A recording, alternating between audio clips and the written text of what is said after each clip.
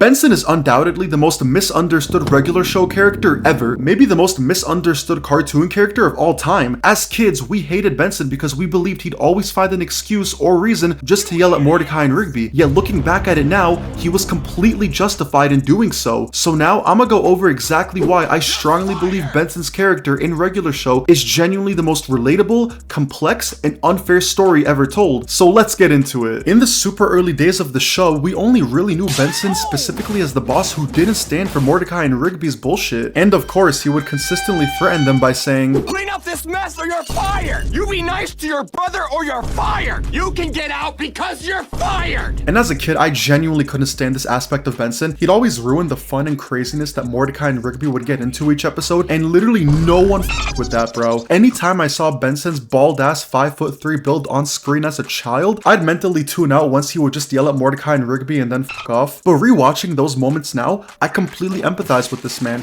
or Gumball Machine, whatever the hell he identifies as now, and his backstory was only starting to be told from there, because the first instance of any true characterization we'd get from Benson outside of having a large-ass prostate would be in the season 2 episode Benson Be Gone. We see Benson basically getting demoted as park manager and getting replaced by this off-brand Karen Ellen degenerate by Pops' crusty booger-looking dad, Mr. Maylard. And as a kid, you're probably happy as a gay guy seeing Benson going through some shit like this, but now as an adult, you fully understand what this episode was really putting him through. See, the reason Mr. Maylard demoted Benson is because of Mordecai and Rigby, as he can clearly tell that Benson isn't doing a good job at managing them, considering the park goes through some shit every day and it's money being spent to repair the damages, as right then and there they drive his car through his office. Dog, this is on like the second floor of the house. How the hell did you manage to do this? But anyway, we see how Benson truly and undeservingly gets the short end of the stick here, and it's all because of these two goofballs who couldn't throw out a bag of trash without accidentally summoning Kun. Like, if your employees are so much of slackers to the point where you literally have to unknowingly hire this crusty floating eyeball to spy on them 24/7, then I can understand that, bro. But this is really the first episode where we truly see how much this job means to Benson, as he sees where his life can go if he decides to be a full-time slacker like Mordecai and Rigby when he meets this random-ass homeless guy who most definitely preys on young children at the park for sure. And if he were to lose his job, then he'd essentially have nothing and fall into somewhat of a midlife crisis, which we kind of see whenever he starts acting like he doesn't give a fuck in front of Karen here. And the fact that his employees are pretty much an extension of his role as a manager, it's pretty valid as to why he acts like he's in desperate need to rip the Benjamin all the time. But even outside of work, we see the life that Benson lives. So surely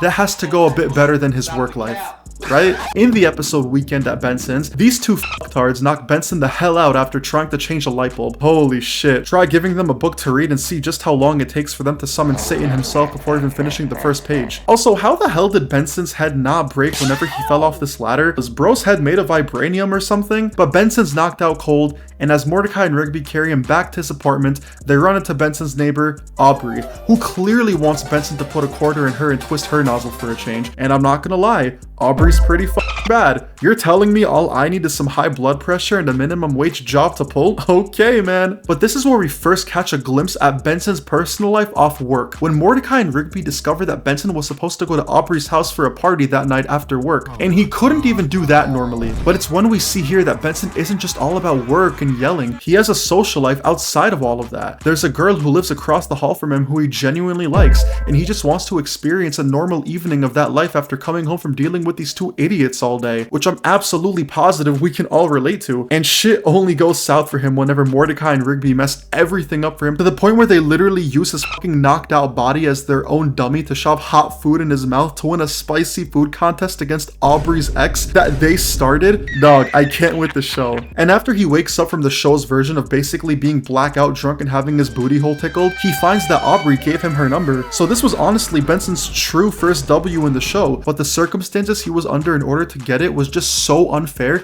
and even a bit depressing when you really think about it. So by now, I hope you're understanding a pattern here of how events in Benson's life go. Mordecai and Rigby basically fuck something up for him. He either gets blamed or hurt by it in some way, and repeat. And that was made evidently clear in this next episode, which is titled Think Positive. And remember how I said that even as a kid, I despised Benson for yelling at Mordecai and Rigby for doing nothing wrong? Dog, I was 1,000,000% on Benson's side this entire episode, because even as as a thumb-sucking child. What these two did in this episode pissed me off. So the episode starts with Pops noticing that Benson's yelling at these two twats too much recently, which affects his bird watching or whatever the fuck. And Pops isn't happy about that in the slightest. Dog, Pops, you've seen the shit Mordecai and Rigby do on the daily, and yet you're mad at Benson for being the only responsible one here for taking some initiative and if anything, preventing it before it happens? F you. So the entire episode from there, we see Benson being put on very thin ice because Pops told him that if he catches Benson yelling at Mordecai and Rigby 3 times, then his bald ass is fired. And it's here we even get some backstory as to why Benson even uses yelling as a tool in the first place, because his dad basically taught him that if he wants something done, then he has to yell his way through life to get it. This man would thrive in the Dragon Ball universe, bro. And later on, we see Benson fuming mad. This dude is literally burning the grass beneath his feet from how pissed he is. And Mordetwat and Richtard aren't making things easier for him, because this entire episode, they're getting into their classic bullshit shenanigans of damaging property and slacking off. Your ass can't be giving them strikes for this? 2 grown-ass men doing shit like this, bro. Whose?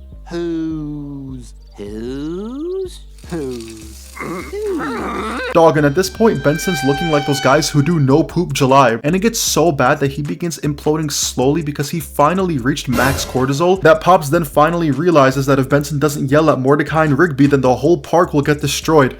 Classic. And bro, to this day, this scene in regular show is one of the craziest Benson moments I've ever seen. Not even my own dad has ever been this mad at me to yell at me like this, and I failed several tests and crashed the car a couple of times, let me tell you. But we see here that Benson's reactions aren't even truly his fault. Sure, he may have been taught by his dad to yell in life if he wants things done, but when you have employees like these two, you best select a religion to follow because you need to pray to God that they'll follow the simplest of orders. And you just can't help but feel bad for him because he's only trying to manage his employees and simply get the job done. But at this point, we've seen Benson nearly losing his job on multiple occasions and attempting to just have a normal night out to impress the hus going wrong. But those don't even compare to Benson just being purely 100% real and genuine, because this next and final Benson moment can truly speak for literally all of you. In the episode Busted Cart, these two dumbasses crashed the cart again. Oh my god, bro. Dog, at this point, firing them isn't enough. I'm pretty sure this shit is like a straight up crime. Take them to court or something and have them pay for the damages. Like, Mr. Maylard literally sees the two chasing the cart before it crashes, yet he pins the blame on my goat over here. Pops, if you're all about firing people, then fire your fucking dad for his dog shit reactions. But luckily, Mr. Maylard allows Benson to drive up to the dealership right before the warranty expires to get it fixed and luckily keep his job. And dog, literally everything could not be going more perfectly for Benson while he's on the road. He'll deliver the cart in time to get it fixed. He'll keep his job. He'll crack his ting when he returns back home. But then... Fire Mordecai and Rigby! Literally the last thing he'd ever need right now is the two responsible for this whole ass episode along for the ride. But he's on a time crunch, so he tells them to fuck off in the car and fuckle their seatbelts. I swear, Mordecai and Rigby's combined brain power needs to be studied because they literally know they make things worse, and yet they think they can fix the situation here, which they low-key do at first, and then they don't by pulling an all-nighter at this random-ass arcade located in straight-up Bumble. And this is where everything just goes wrong, and whenever we truly understand Benson's character 100%. Excuses! Excuses! How am I supposed to trust you when all you give me are excuses? When are you two gonna learn that your actions have consequences? Consequences that affect other people, like me. Don't you two understand? I'm about to lose my job. You may not care about keeping your jobs, but I care about keeping mine. Because if I lose my job, I have nothing. Do you hear me? I have nothing.